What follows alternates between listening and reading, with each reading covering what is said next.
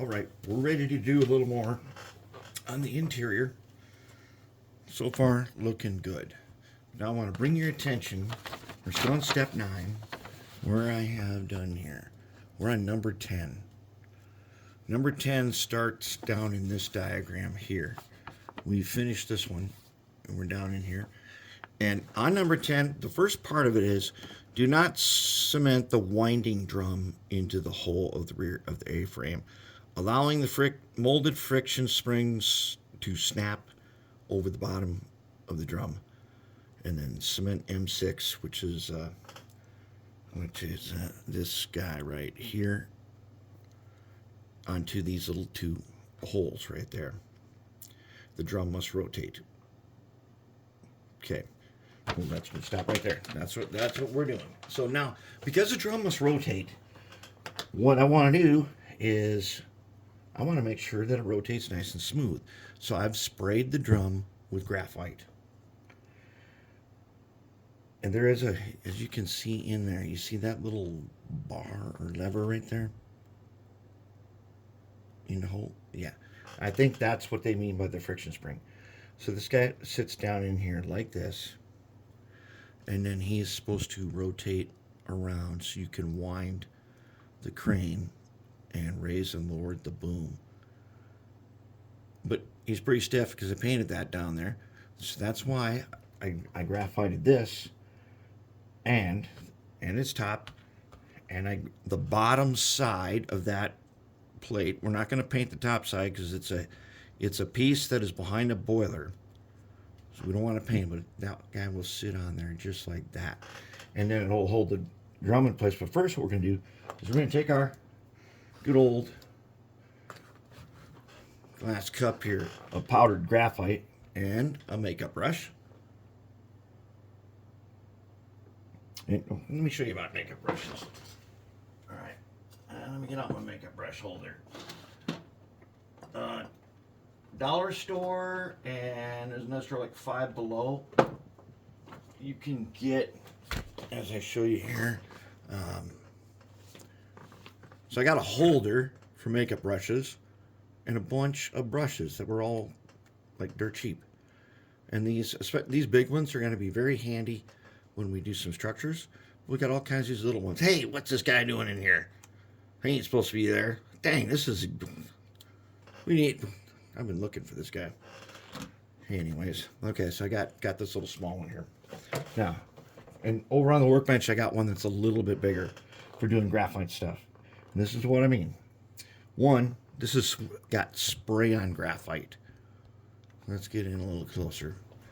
So, with a makeup brush and spray-on graphite, I can brush it and polish it super smooth all the way around. Super smooth with graphite. And we'll polish it all the way around.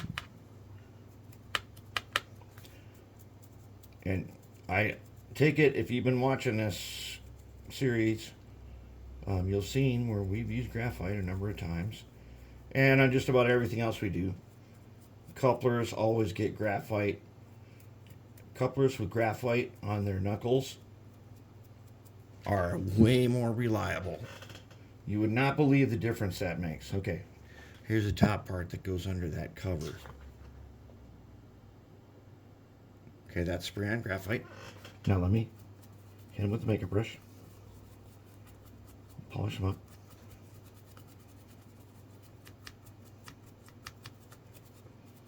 We use it also for metal effects. I'm going to show you that in a second. Okay, now he shines like that. He's a little better, but let's test him in here because we're not done with our tips and tricks on this. Okay, it spins way, wow, this thing really spins easy on there. We may not have to do trick number 2, but we'll probably do it anyways. Okay, and the bottom ain't ready to spin in here because, see, I've got paint on it. And speaking of paint, so my research tells me that this minted aqua is the color that is for interiors. And based on that video, I keep talking about Crane X7, the DMIR Crane X7, and that guy giving a tour of it and then operating it. I'll tell you what, when he goes in there and says everything is all original, that's an industrial brown hoist crane from way back when. It had been converted to diesel, but they didn't like repaint the inside or nothing. Everything in there is minted aqua. Now over time, it's paint chips and grease and soot and all kinds of stuff that gets all over the place. But minted aqua, and I can understand why. If you watch that video, you'll understand when he says the interior lights were a 30-volt battery run by this little generator, and even in steam time, those lights are really yellow, and they're not all that bright. And he said it's all original. Minted aqua, and this is why inside of like military vehicles are this same color. It makes it easier to see things when it's low light. If everything's all black, like you'll see every Tichy crane out there made, all black, how are you going to operate the thing when it's in low light condition? So let's take a little powdered graphite here, again, and we're going to put it in this socket. And we're going to get it in there. And this is the floor under the boiler, so it doesn't really matter too much that it's got graphite there. But I've got the boiler, I primered the boiler black.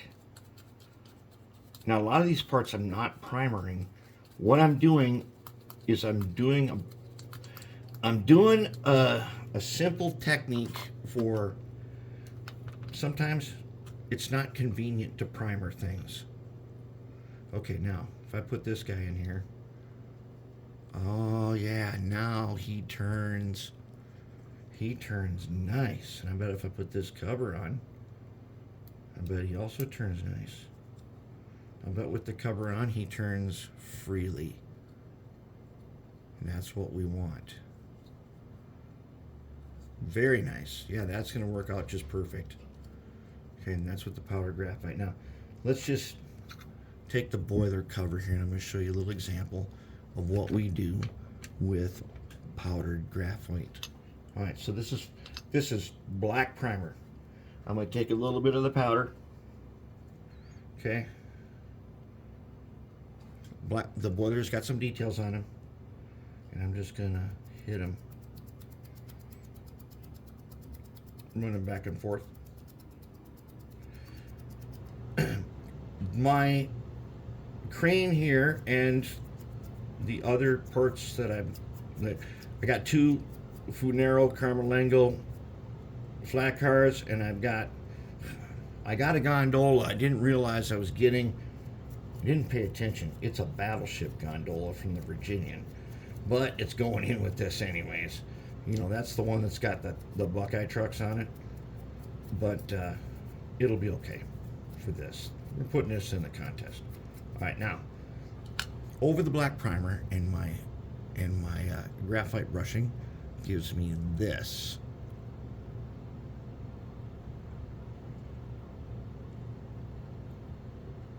That's pretty good. Look, the details stand out.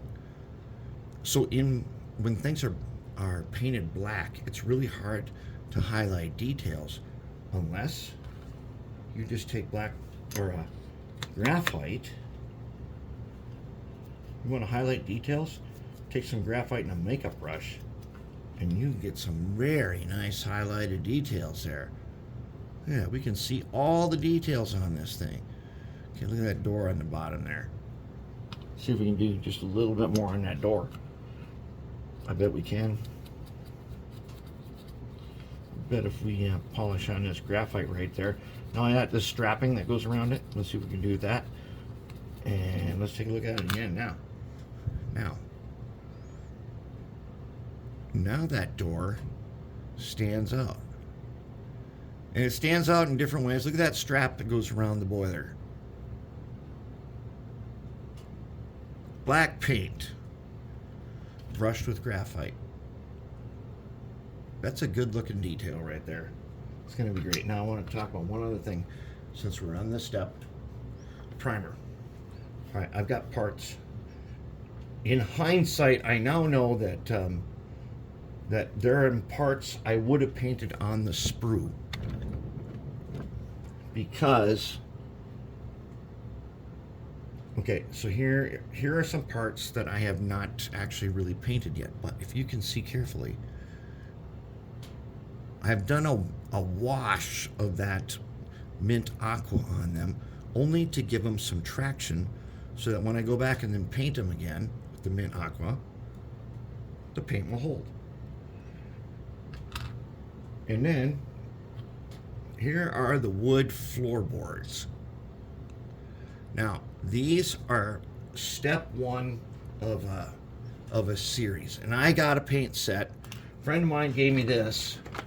It's what is it? It's Vallejo Old and New Wood Effects. Okay, and it comes with what, 8 colors, but more importantly, it comes with this, some directions. Okay, so you have 2 choices on these directions. You can do new weathered wood, or you can do old weathered wood. And so each paint in there, these are Vallejo paints, they're for airbrushing, but I'm using a piece of tile and putting a drop on there and painting them on brush, and that works just fine. Okay, so in the first one it tells you to do this paint, then it tells you to do that paint, then it tells you to do this one, then that one, then this one, then this one. I think it even goes to the back side. You got 8 paints, and somehow, somewhere, you can end up. I like this look right here. This is, I want to get to this step. That looks pretty good. So I do appreciate it. These are not cheap though. That thing was like 25 bucks. It was a gift though. And we were at a train show, and there was a booth that had a, and I said, oh, that would be really cool. And he gave it to me as a present. But so I've started on this one, and I've done a couple washes of the concrete. I should have wiped it with alcohol first. But now that I've got the paint on there one time, I've got this. This is basically, this would be my primer coat. Now I'll do it again, and I'll get the actual coat so I can begin step 1 on the wood effects thing. But the neat thing is, I've already used that using colors I have according to the instructions. I found colors I already have, and I wasn't sure about because these are airbrush paints. I didn't want to airbrush a little piece of wood like that, but dropped it on the tile. Now you see me do a lot of wet palette stuff, but sometimes you just drop it on the tile, like this mint aqua I'm working on. I just put a glob right here, and then I keep loosening it up with a little bit of baby shampoo and distilled water, and then I draw it out, and it'll start to make, even though this one's crusted over, there's still paint in there. It'll come out, and we get some paint out of that thing before I clean it off here. That's a little bit extra. We don't need all that water in there. But you can make, so like at this consistency, it makes a wash.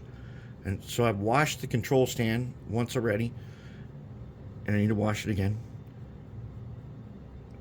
And it will start getting better and better, and pretty soon you'll have almost a super thin primer on it where you can actually paint it. And like I said, mint aqua is the color, and I have yet to find an example of a model done that way, but I found that DMIR X7 crane. I know that's a bigger crane, but it's still more than 100 years old, and it is still the go-to. And when he explained about the lighting, how the little generator in there does 30 volts DC for the lights on the inside of the crane, then I understood. That's why you have that mint aqua.